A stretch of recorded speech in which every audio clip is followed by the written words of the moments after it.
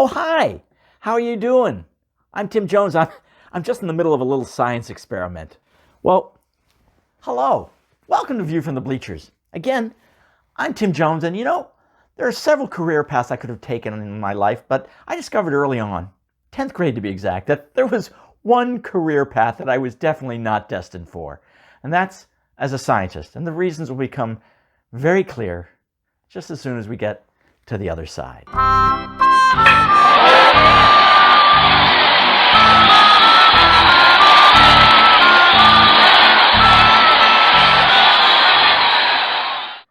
Welcome back. As I was saying, at a very young age, I found out that I was not cut out to be a scientist. And that's because when I was in 10th grade, I had to do an experiment for my science class.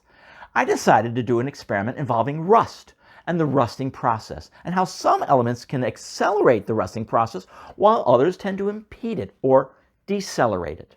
So, I got some nails like you see here, and the experiment called for putting them in glass containers with different chemical agents. Now, the first agent that I was supposed to test involved something called boiled linseed oil.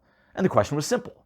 Does boiled linseed oil act as a rust inhibitor or a rust accelerant? Pretty straightforward.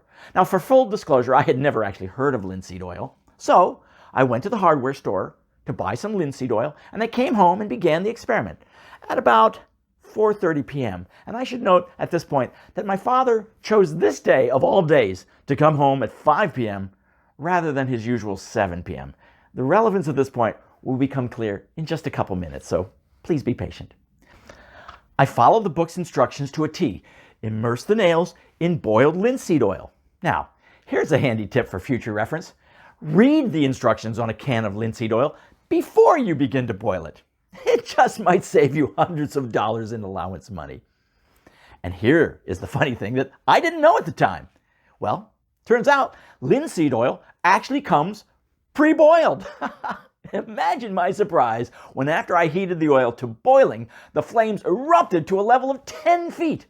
This image that you're looking at is not nearly as out of control as what was happening to my own kitchen at this moment in the experiment. Well, the flames literally reached the ceiling. And now here's a teachable moment, kids. I subsequently discovered that one, not only did the can actually say that it contained boiled linseed oil right there on the can, but also two, that under the instructions on the back it says, quote, warning, highly combustible if exposed to intense heat. Keep away from all heating appliances, including stoves, ovens, blah, blah, blah, blah. Who reads this crap anyways?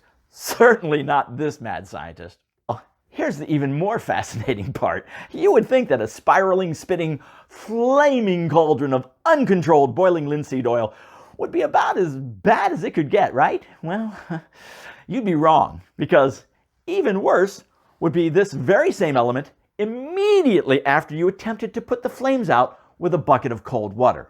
Yeah, apparently, and this part I really did not understand at this early stage of my scientific education, it turns out different types of flames require different types of extinguishing. Did you know that not all flames take kindly to having water doused on them? Neither did I. Well, I'm happy to report that the flames all went out in an instant.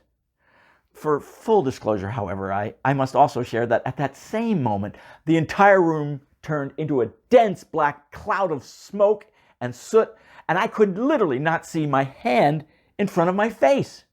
Here's a photo of our kitchen taken right after this happened. Now, I could not see anything but black in every direction I looked.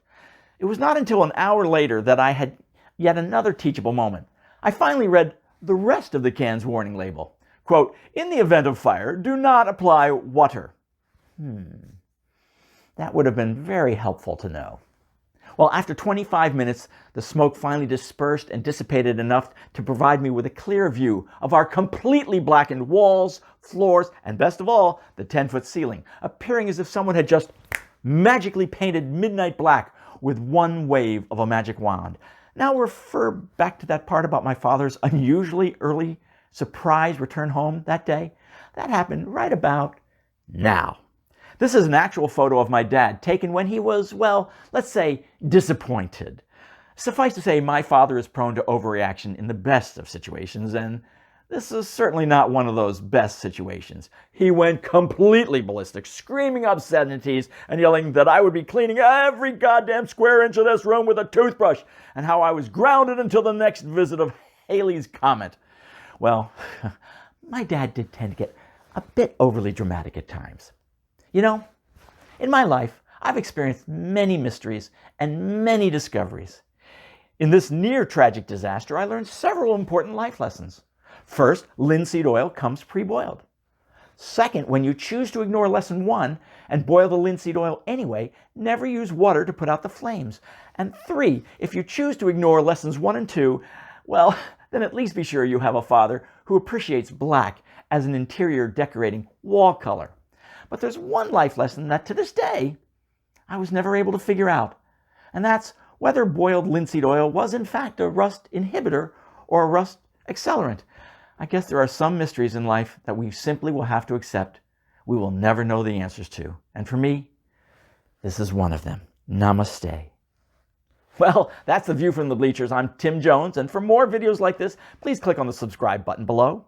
Or for more of my humor, you could also visit my website, viewfromthebleachers.net. Thanks for joining me. Bye for now, and stay safe.